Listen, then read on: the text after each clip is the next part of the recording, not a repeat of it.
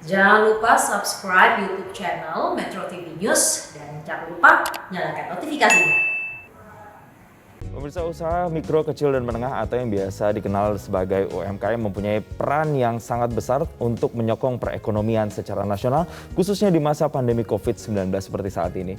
Bank Rakyat Indonesia atau Bank BRI ini sendiri juga selalu melakukan pendampingan kepada UMKM-UMKM yang ada di Indonesia untuk kemudian bisa naik kelas.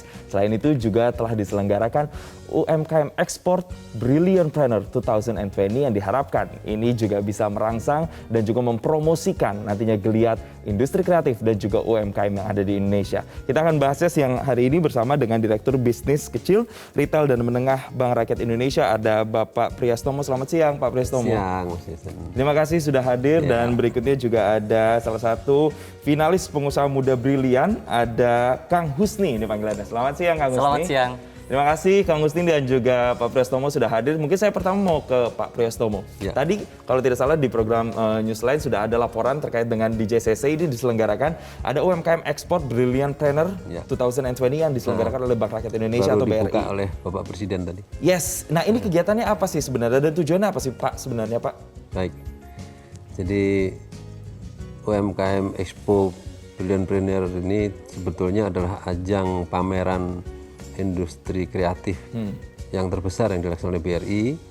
Ya, di sini kita ingin memamerkan berbagai produk-produk kreatif terbaik dari UMKM di Indonesia.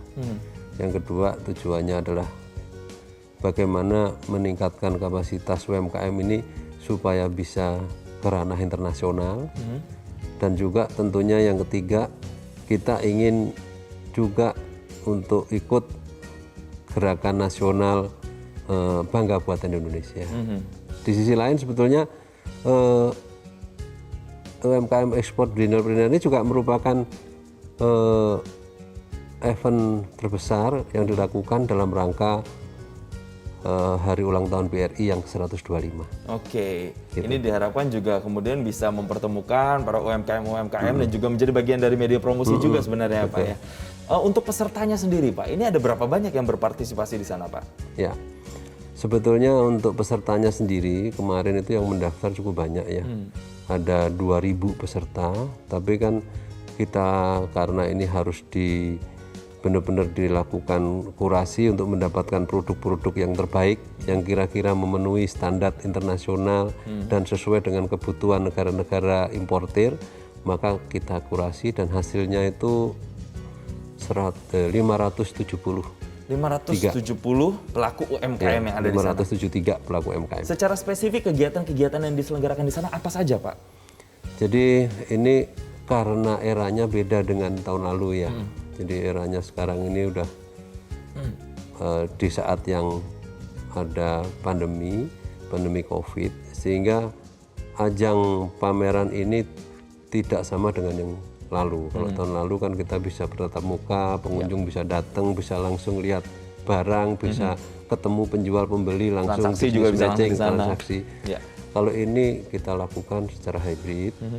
Jadi di situ barang-barang produk UMKM itu kita paparkan dalam bentuk virtual, sehingga di dalam ajang UMKM Expo Brilliantpreneur ini yang tahun ini itu pertama dilakukan melalui 3G virtual ya, kemudian talk show maupun coaching klinik juga melalui virtual, business matching juga melalui virtual. Jadi semua melalui virtual, tetapi tambahannya juga di sini kita ada 573 produk yang tadi ada di UMKM itu kita masukkan juga ke Indonesia Mall yang merupakan marketplace punya BRI, sehingga ini juga akan meningkatkan kapasitas penjualan buat UMKM yang ikut. Ya, walaupun memang secara teknis dilakukan secara virtual, tapi esensi dan semangatnya diharapkan ini bisa tetap maksimal begitu tetap ya maksimal. Pak Priyastomo. Kita tetap ingin mendukung mereka bisa go global, bisa meningkatkan kapasitas penjualannya dan minimal bertahan di era pandemi ini. Setuju. UMKM ini. Nah ini saya mau langsung tanya ke Kang Husni yang tetap berkarya, berdaya di era pandemi. Kang Husni boleh cerita sebenarnya usaha apa yang sedang dirintis dan benar-benar apa ya dibangun di masa pandemi ini sebenarnya, Mas? Kalau yang dirintis sekarang tetap satu brand berjalan di lilin aromaterapi dan pengharum ruangan yang berbasis kedelai, dari olahan minyak kedelai, tetap natural gitu. Jadi ini dirintis dari tahun 2018 yang awalnya hanya belajar dari website dan juga dari YouTube untuk berjalan di 2018. Nah, di 2018 awal karena saya jalan sendiri dan mengalami stuck selama 10 bulan, akhirnya mengajak partner yang memang bisa diajak untuk bekerja. Pada waktu itu saya ngajak Aradea untuk jadi co-founder Monofok, dan akhirnya di tahun 2019 lagi-lagi saya berkesempatan bekerja sama dengan BRI. Waktu itu memberanikan diri untuk melakukan pinjaman untuk pengembangan produk. Gitu.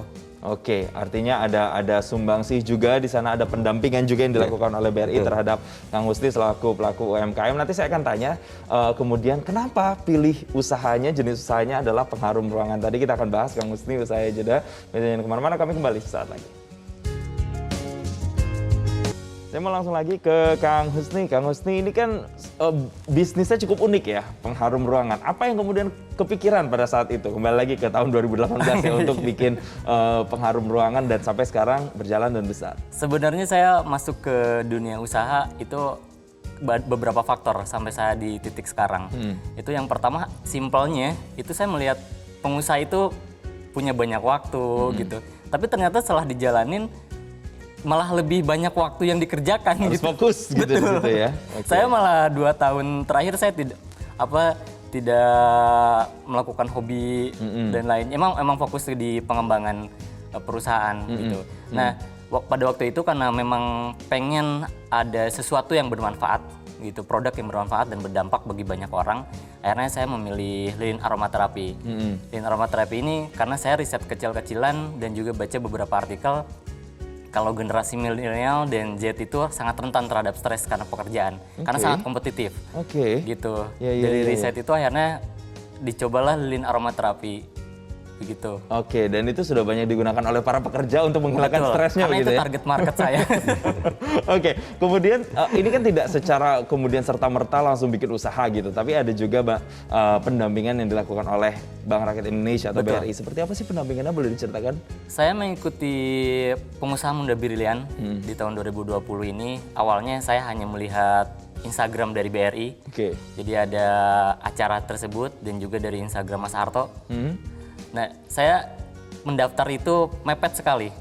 Pendaftaran mepet sekali, tapi dalam tahun sekarang ini memang saya harus butuh mentor. Karena saya melihat di Instagramnya itu ada mentor-mentor expert di berbagai bidang gitu. Kebetulan saya di tahun ini harus ada signifikan yang memang perubahan di perusahaan saya. Ya akhirnya memberanikan diri untuk mendaftar di pengusaha muda brilian sampai saat ini. Sudah sejak kapan itu daftarnya? Dimulai dari September. Dari September. Ya? Berarti sampai sekarang masih melakukan pendampingan atau sudah selesai nih programnya? Sudah selesai dan nanti penjurian akhir di hari Minggu. Penjurian akhir di hari Minggu nanti ya. Berarti masih menunggu hasilnya nih, asesmennya ya. Saya ke Pak Priyastomo nih. Pak Priyastomo ada program pengusaha muda brilian. Nah, kalau berbicara soal yang saya baca, Bank Rakyat Indonesia ini kan terus komitmen untuk melakukan pendampingan juga ke pelaku-pelaku UMKM sampai naik kelas. Definisi naik kelas itu yang seperti apa sih Pak maksudnya Pak? Baik, jadi divisi naik kelas dan program-programnya ya sekalian ya. Jadi divisi naik kelas itu sebetulnya adalah naik kelas dari sisi omset maupun dari sisi aset.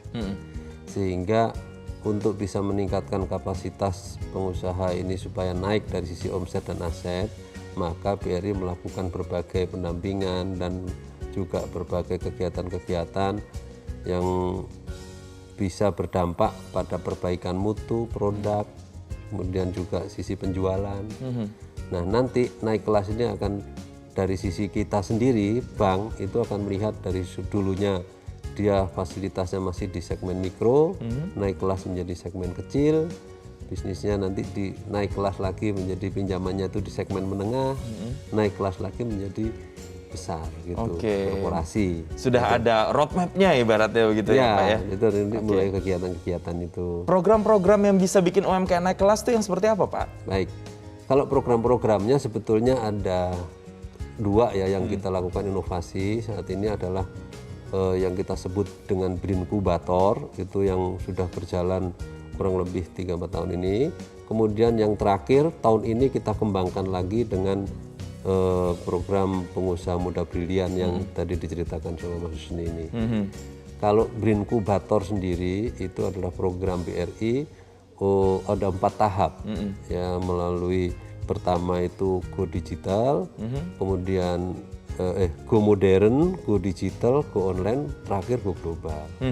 Go Modern sendiri itu membangun pengusaha UMKM itu untuk bisa mengemas produknya lebih bagus.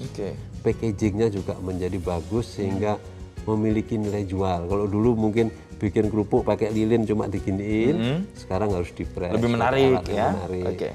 Bungkus yang bagus. Kemudian Go Digital itu mengajarkan para UMKM kita untuk mampu membuat promosi melalui website, melalui program-program digital. Kemudian kalau Go Online itu membantu para UMKM kita bagaimana dia bisa masuk berjualan di marketplace.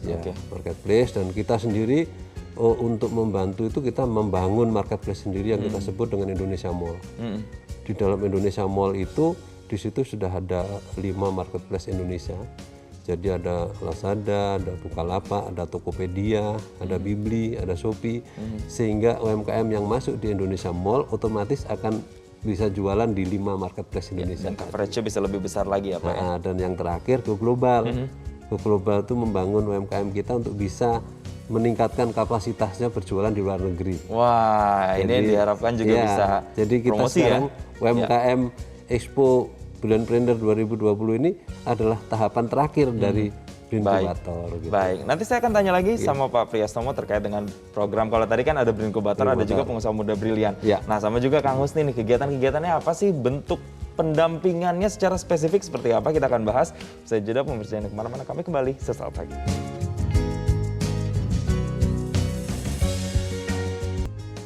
Terima kasih Anda masih bersama kami. Saya mau ke Kang Husni lagi. Kang Husni kan peserta dari program yakni pengusaha muda brilian dari BRI. Bisa dijelaskan ini pendampingannya seperti apa? Katanya ketemu mentor-mentor yang juga juara lah di bidangnya. Nah ini seperti apa Kang Husni? Jadi ini saya dapat pelajaran yang sangat luar biasa. Jadi untuk akselerasi bisnis untuk perusahaan saya, terutama jadi tiap minggu itu kita dikasih ilmu, mentoring tiap minggu, terus dikasih tugas. Gitu. Kayak kuliah ya berarti. Betul. Dikasih tugas, dan tugas itu untuk perbaikan perusahaan sendiri malah. Oke. Jadi bukan hanya sekedar tugas untuk dapat nilai, gitu, tapi balik lagi untuk memperbaiki perusahaan tiap harinya gitu. Oke, ada evaluasi, ada assessment juga ya. Betul. Akhirnya dampaknya sangat luar biasa. Apa aja tuh benefitnya, manfaatnya apa aja, Kang Husni? Lebih ke internal. Kualitas SDM lebih ditingkatkan, target lebih tercapai dan terukur. Jadi sebelumnya target saya itu 5 tahun, malah ikutan PMB target saya bisa 2 tahun atau bahkan 1 tahun. Bisa lebih cepat. Bisa lebih cepat. Oke. Gitu. Terus selain itu peningkatan di omset udah pasti. Omset? Wah lumayan nih, berapa persen? Boleh nggak nih dikasih bocoran dikit? Boleh nggak? Oke. Lumayan ya, signifikan ya? Signifikan. Gitu. Karena itu untuk fundamental bisnis perusahaan sendiri gitu. Oke, berarti penguatan. Ada manfaat baik dari segi pergerakan bisnisnya itu sendiri, ada targetnya, dari segi SDM pun juga terbantu begitu ya Kang Husni ya. Saya kembali lagi ke Pak Priyastomo. Pak, kita kembali lagi nih ke kegiatan dari UMKM Export Brilliantpreneur 2020. Nah ini sejauh ini tahapannya sudah sampai mana dan apa goal besarnya nanti Pak? Baik, jadi untuk mendukung supaya ya peningkatan dari omset penjualan atau peningkatan dari sisi kapasitas UMKM yang bisa melakukan ekspor ini, kita melakukan promosi iklan itu sudah di 17 negara melalui LED maupun media website ya. Bahkan kalau Mas Jensen jalan-jalan di New York, di Times Square itu ada LED, di situ ada iklan kita di New York. Kemudian sampai saat ini yang daftar sebagai buyer dari negara-negara itu ada 82 buyer, itu dari Eropa, Amerika, Australia, kemudian juga dari negara-negara Arab, Korea, dan banyak lagi negara-negara. Dan ini kita terus akan upayakan bertambah terus buyer ini. Oke. Gitu. Nah, manfaatnya buat para UMKM sendiri kita harapkan adalah bagaimana UMKM itu nanti yang pertama mendapatkan pengembangan produknya menjadi lebih bagus, karena pada saat dikurasi itu kurator memberikan input-input, kamu kurang gini, ini jahitannya kurang halus, ini begini. Nah, itu masukan-masukan seperti itu akan memperbaiki produk mereka untuk ke depan. Sampai sedetil itu ya, Sampai Pak? sedetil itu. Kemudian yang kedua, business matching. Dengan adanya business matching itu mereka bisa ketemu dengan buyer-buyer luar negeri, sehingga bisa memperkenalkan produknya sampai ke dunia internasional. Betul. Kemudian adanya virtual talk show maupun coaching klinik itu juga memberikan tambahan wawasan, pengetahuan, sehingga bisnis UMKM itu harus seperti apa, benchmark dengan negara-negara lain seperti apa, mereka jadi lebih tahu. Kemudian yang lebih heboh lagi juga mereka itu otomatis akan masuk ke dalam pasar online. Tadi yang saya ceritakan di Indonesia Mall itu, dari 573 peserta ini akan masuk di dalam online Indonesia Mall tadi. Oke, ini diharapkan juga bisa memberikan peluang kepada para pelaku UMKM yang masuk dalam kegiatan UMKM Export Brilliantpreneur 2020 ini untuk bisa ekspansi lagi targetnya ya Pak ya? Iya, jadi mereka nggak boleh drop. Artinya di masa pandemi kita harus mampu mereka untuk minimal bertahan, bahkan kalau bisa meningkat. Nah, itu UMKM ini buat BRI merupakan bagian yang terbesar. Kita posisi outstanding portofolio kita di UMKM itu ada 80% dari total. Pak Priyastomo, ini yang juga menarik adalah ketika menstimulus orang-orang atau pelaku UMKM untuk memulai usaha. Ini selain butuh modal, butuh apa lagi sebenarnya Pak? Yang benar-benar jadi harus utama, jadi modal utama Pak? Baik, jadi sebetulnya BRI itu di dalam hubungan dengan UMKM ini tidak hanya sebatas pembiayaan saja. Artinya kalau sebatas pembiayaan saja itu artinya BRI hanya ingin untung sendiri, tapi BRI bukan di situ. BRI hidupnya adalah dari UMKM, sehingga bagaimana kita mampu memberdayakan UMKM ini agar terus tumbuh, berkembang, naik kelas. Dengan naik kelas UMKM ini, maka BRI juga akan ikut tumbuh. Kalau kita hanya ingin membiayai saja, habis itu selesai, maka kita nggak akan pernah tahu UMKM itu bisa tumbuh terus apa enggak. Nah, di sini kita lakukan berbagai pemberdayaan, berbagai pendampingan. Salah satu contohnya tadi yang seperti diceritakan oleh Mas Husni tadi adalah pengusaha muda Brilliant. Itu adalah salah satu program kita untuk bisa menjadikan para pemuda-pemuda yang sudah mulai berusaha ini besok bisa jadi entrepreneur di Indonesia. Nah, ini juga bisa nantinya membantu menyokong perekonomian nasional begitu ya. Betul. Saya ke Kang Husni. Kang Husni, kasih pesan dong untuk anak-anak muda seumuran Kang Husni juga, generasi milenial, kalau mau mulai usaha apa dulu nih harus dilakukan, first stepnya apa kira-kira? Kalau dari saya yang sudah berjalan, saya selalu ingat quote dari Mas Arto Biantoro bahwa masalah terbesar UMKM itu adalah berpikir seperti UMKM. Jadi harusnya berpikir seperti perusahaan global. Makanya dari pengusaha muda Brilliant ini saya dapat pelajaran yang sangat berharga untuk menjadi CEO yang tangguh, berinovasi, kreatif, dan bertumbuh. Itu makanya harus dimulai dengan lingkungan, dimulai dengan lingkungan yang terus membuat sportif ya? Betul. Ya. Betul.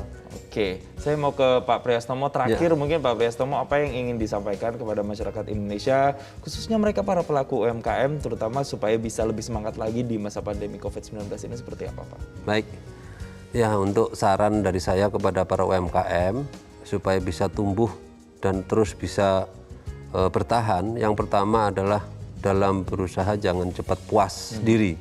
Karena dengan cepat puas diri artinya sudah berakhir gitu, sudah nggak ada inovasi, nggak ada perkembangan lagi.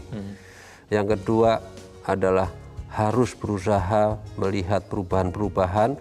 Untuk itu harus terus melakukan inovasi baru, baik dari sisi packagingnya, produknya, pengemasannya.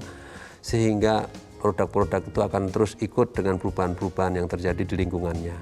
Kemudian yang ketiga adalah bagaimana para pengusaha UMKM itu harus memanfaatkan database atau data yang dimiliki itu untuk menjadi bagian dari menyusunan strategi dalam proses pengembangan UMKM-nya. Baik, terima kasih Pak Priyastomo selaku Direktur Bisnis Kecil, Retail dan Menengah Bank Rakyat Indonesia sudah bergabung bersama kami, dan juga Kang Husni sebagai finalis pengusaha muda brilian atau Kalau PMB. saya terakhir, mungkin teman-teman pengusaha di seluruh Indonesia yang ingin mendapat tantangan gitu ya untuk melakukan perbaikan untuk negeri ini dan juga perusahaannya, silahkan untuk mengikuti pengusaha muda brilian berikutnya. Wah, itu yang lebih seru ke depannya. Karena banyak program yang kemudian bisa nanti menstimulus untuk melahirkan Kang Husni berikutnya ya. Sekali lagi terima kasih Kang Husni dan juga Pak Priyastomo. Kita doakan semoga nanti kegiatan dari UMKM ekspor Brilliant Planner-nya juga sukses menghasilkan para pelaku UMKM yang baru di Indonesia. Sekali lagi terima kasih, dan pemirsa jangan kemana-mana. Usai